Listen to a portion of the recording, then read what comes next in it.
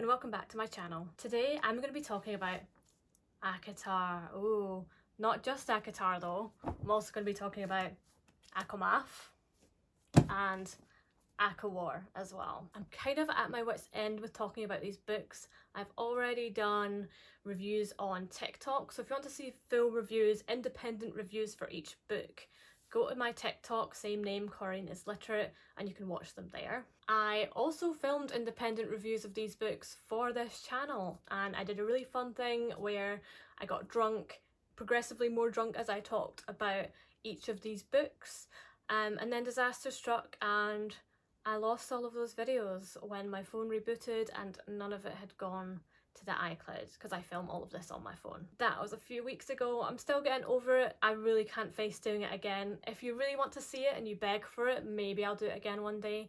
But honestly, I think I'm going to cover all of the important things and all of the bones I have to pick with these books in this review anyway. So if you really want me to, I will.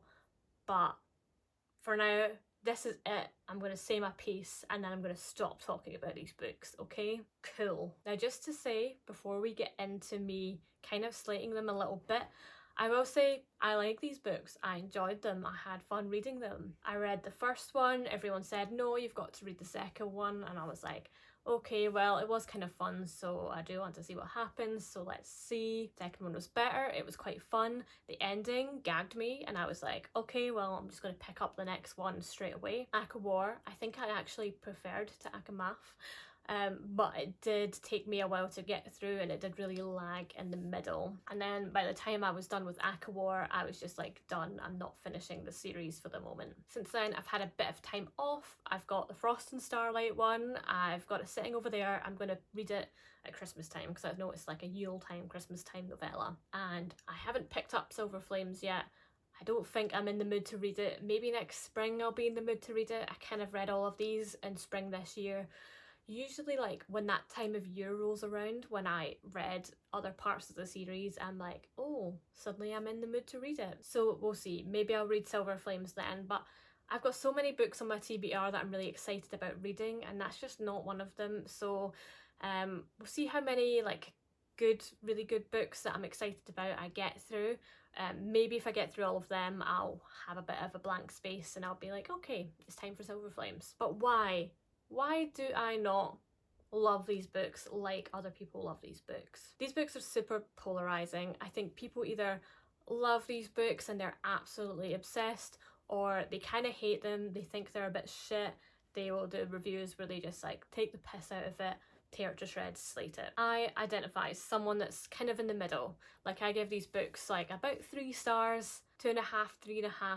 Like it kind of varies from like passage to passage. I like the world of these books. I think it sparked my imagination. I've not read any other real fantasy romance apart from Fourth Wing, and you know, it's something different that I haven't really dove into before, so I did appreciate that about it. I like the aesthetic of all the courts and all of the different seasons, or the day court or the night court or whatever. I think in my head it was quite stunning, but I do credit that to like just pure imagination, not because the writing was very good or the descriptions were very like visceral or anything like that. I think there are things that could be changed about the way these books are written that could make them 4-star, 5-star, could make them really reach the potential I see in them. But in my opinion, there's just parts where they just fall a little bit short. And to Sarah J Maas's credit, no, she's a controversial figure, know that there are critiques of her and I'm not going to get into that in this video, but to her credit,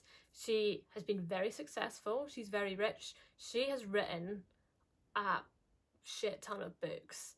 Like these 5 books, the Crescent City ones are massive as well, all of Throne of Glass. This is a really huge body of work in a really short space of time. I think she said she's also currently writing like 3 or 4, like she's got so many different projects on the go. She's got more ACOTAR books in the works, she's got more Crescent City books in the works, and I think she might even have another brand new series in the works as well. I think one thing that no one can deny is that she has a work ethic and like she puts out books like crazy, and I feel like there is something to be learned from that. I mean, I'm writing a book, I'm taking years to do it, I'm like a perfectionist, I want to, all of these issues that I identify with these books are things that I identify in my own work and try to fix and try to refine. But if I actually had a publishing deal, if I had a deadline, I wouldn't have time to fix these things. I wouldn't have time to agonize over things. I would just have to get it done, get it a couple of rounds of editing and get it out, get it published. And when you're working to these deadlines, this is sometimes why books don't come out as perfect and as it's the work of art that they could be. It's because there's deadlines involved. And Sarah J Maas now is so popular, people are going to buy it whether there's mistakes or not, whether it's, you know, the next great American novel or not. People love these books as they are with their flaws, and the publishing house knows that, and Sarah knows that, and it doesn't need to be perfect. It will sell no matter what. So all these gripes that I'm going to list, it doesn't matter, because to them the book sells. But to me it does matter, and it does inhibit my enjoyment of the book. And it makes me think that these books would never reach the heights of something like Lord of the Rings, where they have this universal admiration. I think these books will always be viewed as something that was popular, something that was entertaining, but not something that really had something to say, something that was a great work of art, something that's universally considered like objectively very good. So without further ado, let me get into my critiques and let me explain my position, because I know it's like maybe a bit offensive to people that love the book, and like feel free to argue in the comments, but like this is my opinion and you're probably not going to change it because it's just a matter of taste and it's very subjective, and like this is just what I think. So my biggest overall gripe with all of these stories is that they lack emotional impact, and I'm going to go through and I'm going to give you examples of what specifically lacked emotional impact and why. First off, ACOTAR, first book, very beginning. Feyre is looking after her sisters and her father by hunting in the woods because she made a promise to her dying mother, and she was like 8 at the time. And she says that she didn't really get on with her mother at all, like she kind of seemed like a bitch. But because her mum asked her to, and she values promises because that's the culture they live in or something, she is like then takes all of this burden on her shoulders. This lacked emotional impact because it seemed like she was just like, I've promised it. I didn't really have emotional ties to my mother, and yeah, I kind of don't have much respect for my father, and I don't really get on with Nesta, and Elaine's okay, but I'll just take care of them because it's my duty. And like, it's kind of admirable, but it just doesn't really tug on the heartstrings because it feels like she's just doing it out of obligation, not out of like genuine love and devotion and care. Contrast this to Katniss, who does the same thing. She's out with a bow and arrow in the woods, providing for her mother and her sister, and she does it out of pure love and compassion for her sister. She's absolutely devoted to her sister. She's fearful for herself. She's trying to honour her dead father. She has tension with her mother, but it makes a lot of sense because her mother's clearly suffering from trauma, suffering from a very serious depressive episode. And so while that's frustrating, you still have sympathy for Katniss's mother, and it's even more admirable that Katniss is caring for her as well. Feyre's father, by contrast, you could say he's like similar to Katniss's mother. He's like a bit of a deadbeat. He's not putting in much effort, but maybe he's depressed, but we don't really see that as explicitly as we see it with Katniss's mother. It kind of seems like he's just given up and he's just letting this happen, and we don't see that many clues that we see with Katniss's mother that there is a genuine struggle. And then for the rest of the series, we don't really see him at all. We don't see how he's coping. He kind of just goes off to the continent and leaves Nesta and Elaine, so he never really gets a chance to redeem himself. Whereas with Katniss's mother, you see her, you have scenes with her and Katniss have conversations about the past and about how her mother handled it, and her mother says, well, I could have helped myself if I had the herbs I had now. It tells you that there was a mental health issue. Now skipping to the end of ACOTAR, suddenly her father comes back. You know what, I can't remember what her father's name is. Does he have a name? That's a problem. He comes back all of a sudden and he's got this whole human army, and as soon as he did that I was like, he's definitely going to die. And then he does. And there's not really much reconciliation apart from the fact that, oh, that's good, you brought an army, that's helpful, you're finally not useless. And then he dies and you're just like, oh, that's a shame. and like Inesta's kind of upset, but like it doesn't really hit in the heartstrings the same way. Whereas if like that had been Katniss's mother, I would have cried about that. And we have Nesta and Elaine as well. They are like quite distinct characters for some reason. There's not much explanation for why they are the way they are. Nesta's kind of like this vixen who's very protective of Elaine specifically, but she hates her dad and she's a bit of a cow, honestly, to Feyre, even though Feyre's doing all of the work. She seems quite selfish, and it doesn't seem very clear why she's like that. Yes, she's been used to being rich, maybe more than Feyre was, but it's been like many years, so she really should be past that by now, and she's much older than Feyre. She's in like her mid-20s, and she just seems very immature at the start, honestly.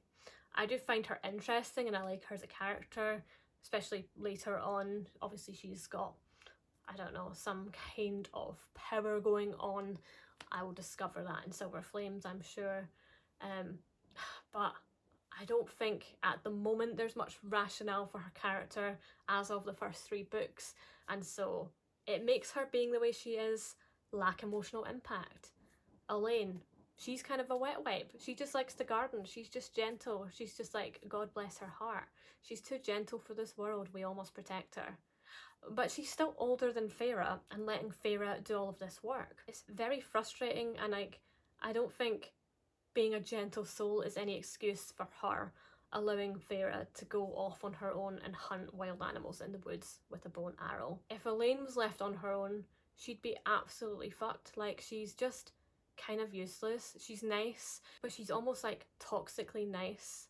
Like, she's so nice that if she was left out in the cold, she would just curl up and die because she's useless. And to the best of my memory, I can't remember like why she's like this. She's in her mid-20s and she's like this. I'd have a lot more empathy for Elaine and a lot more compassion and emotional stakes in who she is as a person if there was a reason for her being the way she is, like a good reason.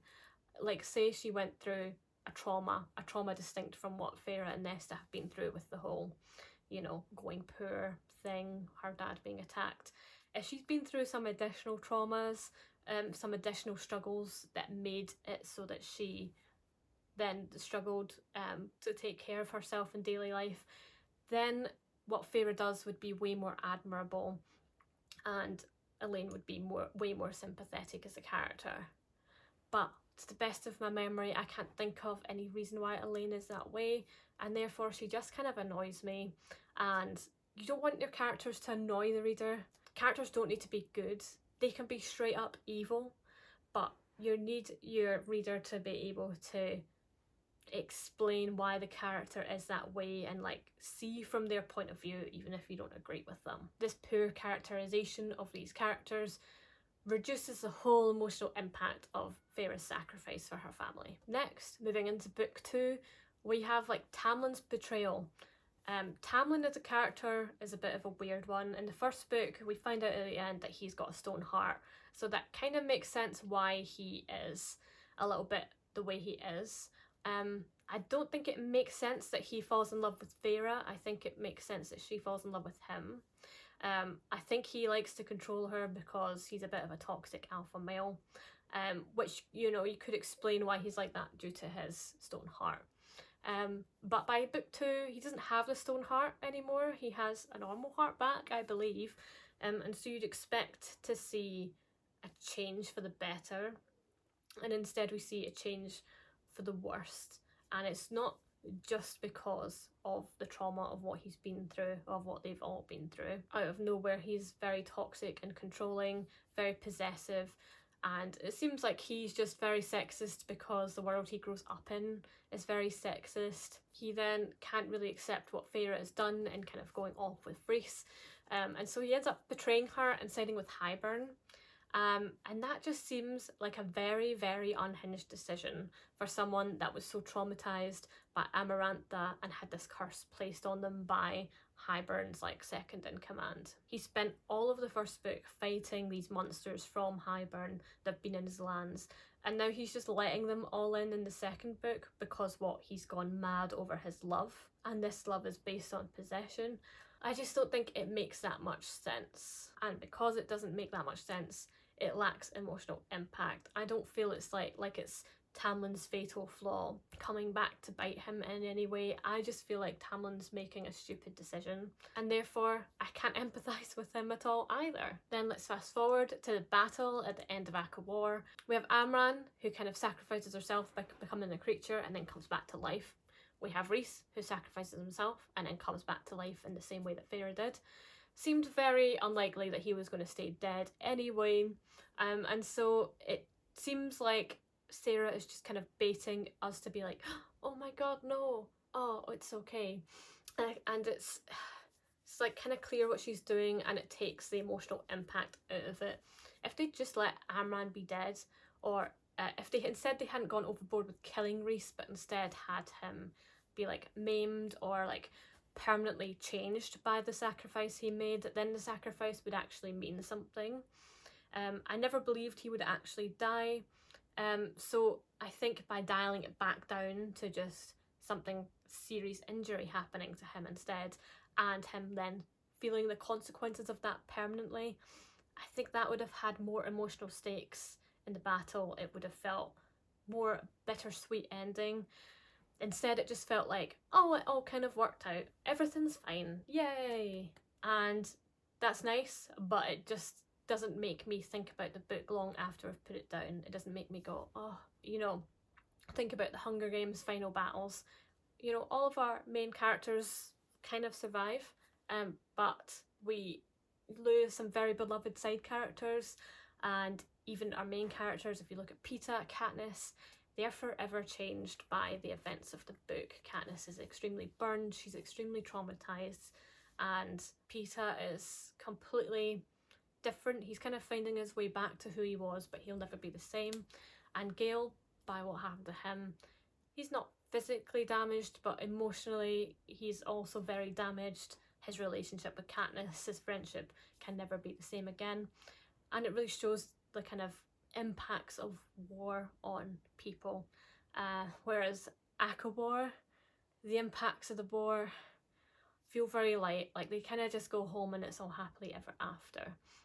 And maybe we'll deal with the trauma in later books, kind of like we did in ACOMAF, where Feyre's dealing with a bit of the trauma, Rhys is dealing with a bit of the trauma from the first book. But it's not enough for the horror that they go through. It doesn't quite feel like enough compared to the Hunger Games, which feels very like rooted in reality. Then we have aspects of the plot that lack emotional impact. We get a lot of sections where things are just info dumped onto us instead of Feyre having to figure it out for herself. For example, in the first book, she goes back to the Spring Court and finds everyone gone except for Alice, who's still packing for some reason, and she just kind of tells Feyre all about Amarantha and what's actually been going on for about 6 pages. And her justification for being able to do that, because for the rest of the book they hadn't been able to tell her because of the curse. Alice is just a bit like, well, the curse hasn't run out yet, but Amarantha is like pretty certain that you're not going to figure it out, and therefore this part of the curse is kind of lifted early, and now I'm able to tell you all of this stuff. And then she tells her, and then Feyre goes there knowing exactly like that it's going to be horrific and she's probably going to die. I think what would have had a more emotional impact would be if Feyre went to the house, it was empty, she looked for clues, she used her like brain to like piece these clues together, and we could go, oh yes, Feyre, well done. And she comes to this like horrific realisation. She looks at the map that she's seen earlier and she sees under the mountain and she figures it must be there. And then she goes, not really knowing what to expect, goes there, uncovers more clues, sees the ACOTAR, and then is captured, and then we get into that part of the plot. But that would have had a lot more peril, it would have had a lot more emotional stakes, it would have been Feyre having a lot more agency, using her brain a bit more, and that would have just been better in my opinion, rather than just like Sarah and Mass being like, I need the reader to know this and I don't really know how, so I'll just make up this set of circumstances that seems very unlikely and then like tell them. The plot, especially in book 2 and book 3, is also like they're very mirrored to each other in the sense that they, for the most part, just go places and get things. Like, they go to the summer court and get the book, and then they go to the Queen's and get the other half of the book, and then they go to the Nightmare Court and they go to the prison and they get this prediction and they get this truth orb. And the third book is like that as well. They're just like, I have to get the mirror, I have to go to the prison, I have to go back to the summer court, I have to go to the Weaver again, I have to go here, I have to get this ring. That's in the second book. But you know what I mean, like the plot is just like, Sarah wants to explore the world, which is good because I want to explore the world because the world is quite cool. And she just like makes up things that they need to get in order to do this master plan at the end. And that's just kind of how she plots the book, and like it's just fine. It doesn't have like a big emotional journey underpinning it. I know there's kind of a journey in the sense of like the romance and maybe Feyre like learning new skills. That's kind of a journey, learning more about Fae and the courts. But it doesn't seem like there's lots of growth in that plot. It doesn't seem like there's much peril. It just feels kind of like a video game where you've got some objectives and then a final boss battle. That's what this plot feels like. It's like, go and collect 20 red Nirnroots and then you can do this thing and complete the quest and tick it off the list. That's a bit what this is like. Side note, like this world as an open world RPG video game would be very cool, high key. Imagine fighting like all of the different creatures. That would be sick. I would play that game. And this plot, honestly, it would work very well as a game. Maybe the solution is that she just rewrites these as video games. But back to my original point, this getting things plot is fun, it opens the world, but it lacks emotional impact. And finally, getting to like the romance aspect and the sexual aspect, this book just gives me the ick a little bit. And I know lots of people love the romance and love the smut, and it's just not really for me, honestly. But this book and this world specifically gives me the ick. For example, it's like the way Sarah writes certain things. So every description of the male's hands is that they're calloused, and it's like, oh, they're calloused because they have weapons and they hold weapons. But there's like no other description of the hands, and then she gets really granular about describing the calluses like scraping her skin, and it's like just dry hard skin scraping you. It just gives me the ick. She also says, and this isn't really related to sex, it's just kind of in general, but maybe like 12 times in ACOMAF, when Feyre laughed, she would write, a laugh rasped out of me, and like that's horrible. It just feels very granular, and like the folds of the throat are like ha ha ha ha, like she's rasping. And it would make sense if she was like dehydrated or sick, but she's perfectly healthy and normal in these scenes, so it doesn't really make sense why it's rasping. And you know, sometimes simplicity is better. She could just say like, I laughed. She doesn't need to describe how the laugh comes out, you know what I mean? And even that description in itself is a bit icky, and it like would be forgivable if she just said that one time and it was just kind of not picked up in editing, but she really does say it like 12 times, and every time she did it, you know, I was enjoying the story, I was going through, and then I would see a laugh rasping out of her, and I would just be like, oh, stop saying that, it's horrible. Then we've got like the romance itself. We've got the fact that they're called High Lords, and she's always saying, the High Lord this, the High Lord that, okay, High Lord. There's the fact that because they're Fae and they're not men and women, she has to call them all like males and females, which just feels very like Reddit incel, like milady.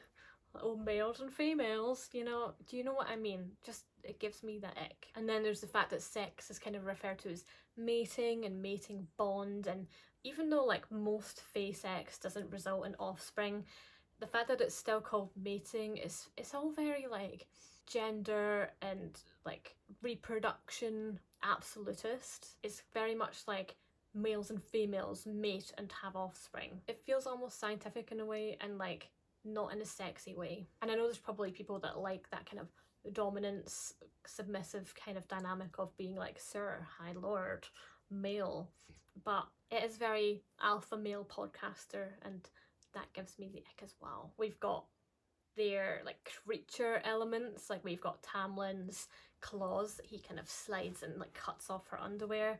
That creeps me out. I don't really like that. And when the claws like come at his knuckles when he gets like railed up, I'm like, ugh, like put those away, sir. And then we've got the wings on Reese and on Cassian and Azrael, and how they like have wing jobs and how you can touch their wings and they're like, oh, that creeped me out a little bit. Also gave me the ick. I think it's just not for me, maybe. And all of this to stay, like when I'm feeling icked out and when I'm a little bit like, ugh, that's a little bit creepy, all of the romance and all of the sex in these scenes then lose emotional impact because I'm just like, my skin is crawling.